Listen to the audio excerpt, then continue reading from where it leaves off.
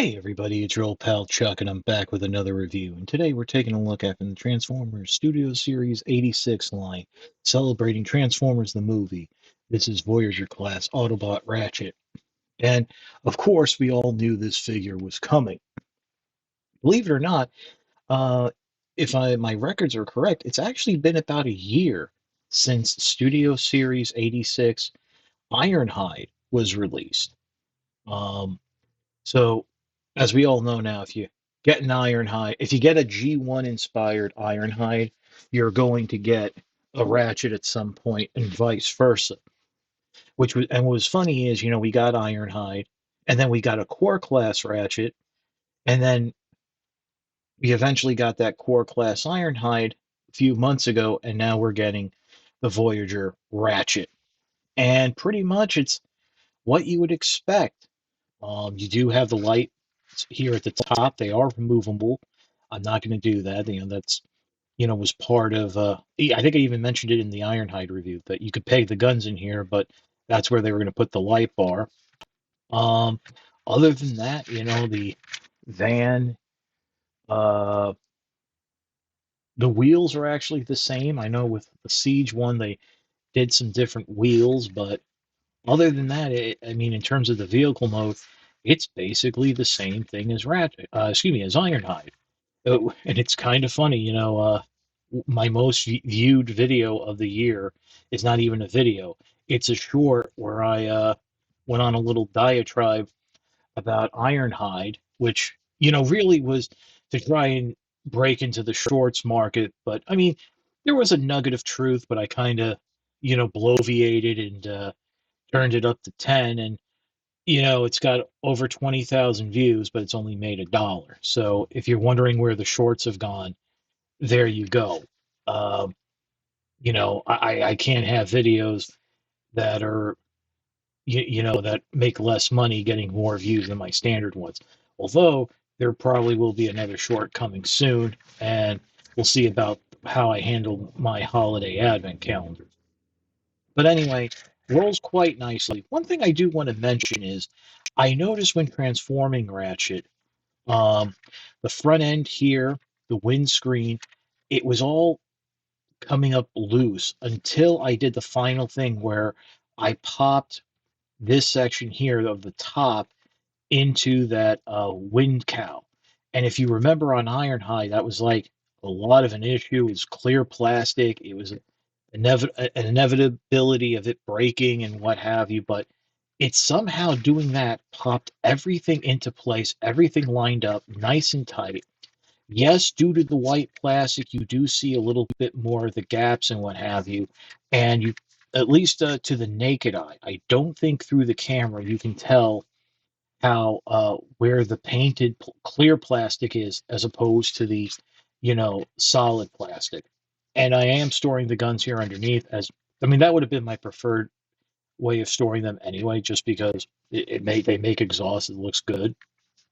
So really not much more to say about it in vehicle mode.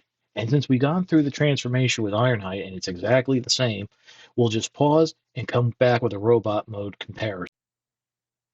All right, so here's Ratchet in its robot mode. Again, obviously, it's everything you would have expected. The Autobot version of the Red Cross symbols. Transformation to robot mode. If you remember Ironhide, you're basically going to need one of these to pop open that roof section where the tabs were and everything pegged in.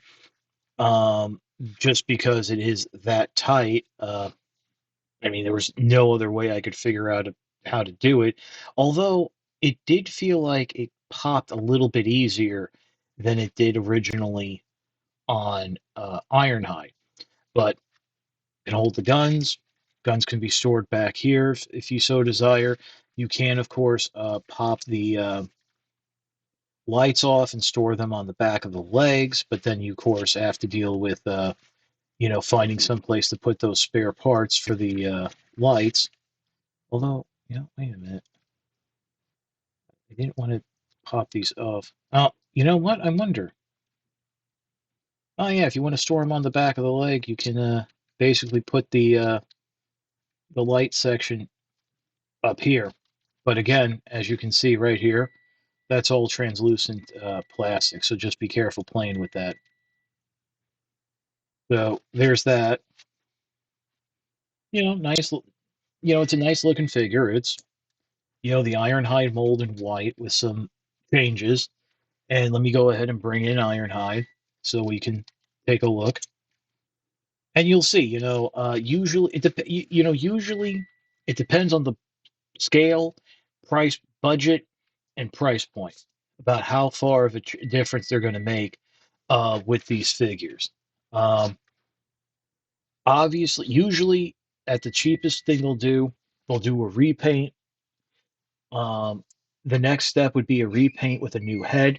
So obviously here we have the different heads, but what's accurate to the animation model. You can see a little bit difference in the translucentness of the plastic. Basically, Ironhide's clear plastic is a little bit darker blue. Ratchet's it's a little bit lighter. Um, the big thing that when they're going to do, uh, you know, Ironhide and Ratchet, you want to come down here to the pelvis area and the waist skirt, and here you can see they gone ahead and it's the skirt here is different than what it was on Ironhide, so it is very nice. Other than that, all the detailing is the same because realistically that would be the same. Although obviously the shoulder detailing is a little bit different. Um, I think there was on the masterpiece figures there were a couple more different spots, maybe something in the hips or elbows. I honestly don't remember. But turning the figure around, you can see it is still. And on Ratchet here, I am having a hard time keeping that panel pegged in, but that is kind of the nature of the beast. But you do see it's the same, panels and parts and what have you. I mean, I do like how everything folded up, but as I said with Ironhide, this is about the size of a deluxe, but it's also but at the price point of a Voyager. Now, people have asked me, well, can you name a deluxe figure that has the parts count and the intricate transformation? And I can basically say every other Studio Series figure. That's not in a Studio Series 86 or a Gamer Edition. A lot of those movie figures at the deluxe point are very complicated. You know, I mean, don't get me wrong. I really like how the feet, the windows, the panels fold up and what have you, and stuff like that. I mean, really, the roof comes together between the arms and the parts of the leg. And I mean, when you look at that roof, and you see how much kibble is really on the back of the legs, there could be a lot more. So I do appreciate that. Um, so yeah, I mean, there's really not much more I can say about Ratchet. It is releasing now. I got mine off of Amazon.com. I believe it is being found in brick and mortar retail, and I do also believe that the figure is showing up at other online retailers, such as Big Bad Toy Store. So if you want to go ahead and pick it up that way, you can. Um, so I guess we'll just pause now, and we'll come back with my final thought. Would you believe I almost forgot the backdrop? This is the same backdrop that Ironhide came with that wonderful scene where the Decepticons break into the shuttle and Ironhide, Brawn, Ratchet, they make their final stand to um, defend the shuttle.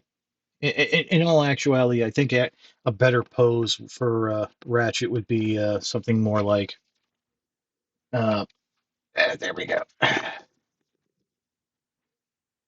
mean, if we're being accurate to the film. So, just a little humor, but I mean, Ratchet is as Ratchet is. It's the Ironhide mold in white. I do appreciate the effort into the changes that they made to the mold. I mean, to be honest, at the price point, those are the standard changes you should expect. Um, and I think it came off well. Um, just it's hard for me to recommend the mold just because the clear plastic that's going to break down over time. The difficulty in getting it out of vehicle mode. I mean, the average kid is not going to have a spudger, so I mean, it's going to be kind of tough for them to pop it open. And then, and then again, closing it up, you need the force, those clear plastic tabs are going to wear down over time. And I mean, let's also be honest, we know what's going to happen next. There's probably going to be a buzzworthy Bumblebee release sometime next year. It's going to be a two-pack of Brawn and Ratchet in their battle damage forms. And if it's going to be like what they did with Ironhide and Prowl, the clear plastic is going to be removed for, an animation accurate paint scheme, but there's going to be that battle damage and retooling for the battle damage, which, isn't going to be accurate to the figure, except for like literally seconds of screen time where they're getting blown up. So, I mean, I don't know if, down the line we're going to get reissues of Ironhide and Ratchet in with the animation, the clean animation scheme without the clear plastic. And if we do, I don't know if I can justify the repurchase. Um, especially again at that Voyager price point, and then if they're sold as a two pack, that's going to be that much higher.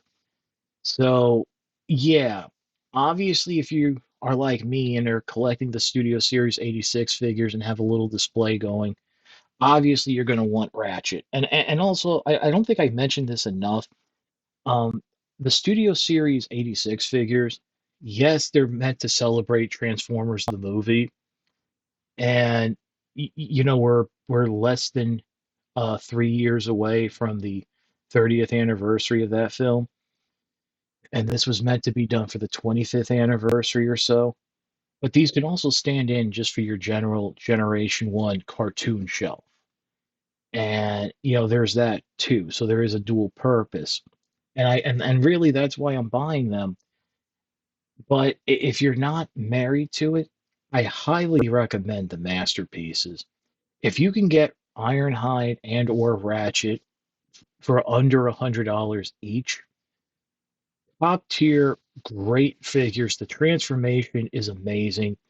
You basically will go from the van mode, and you'll be doing the steps, and you'll get to the point where the torso and arms are done, and you're like, where did they come from? So yeah, obviously, if you do have that kind of funds, try to hunt down the masterpiece figures. Those were really some of the last masterpiece figures that I think the playability and transformation were like good, that it was not like overly complicated, small panels, small pieces, very fragile, like a lot of the masterpiece figures have come since then. But that's about it for the review. If you like this review, please like, comment, and subscribe. While I will always appreciate the views, the likes, comments, and subscriptions help communicate to YouTube through the algorithms that my channel should be exalted and held upon high. If you want to make the ultimate sign of support, and I'm saying this, I'm looking at Ratchet, I'm cracking up. I do have a Patreon. It is www.patreon.com/ChuckDog1999. All I ask for is $1 a month, $12 a year. No thrills, no tears, no special rewards. All you're doing is helping me help you to help me help you bring figures like Ratchet to you, and keeping up the infrastructure of the channel. Um, you guys, the money I make off of YouTube, it helps to go to, better light boxes, backdrops, and stuff like tripods that allow me to do fun little things like this, as we look at a figure sprawled on the ground. But I want to stress that if you can't swing the dollar a month, $12 a year, your views are more than thanks enough. Patreon is a cherry on top of an already generous sundae. So that's about it for the review. Once again, this is your old pal Chuck for Ratchet. We will see you next time.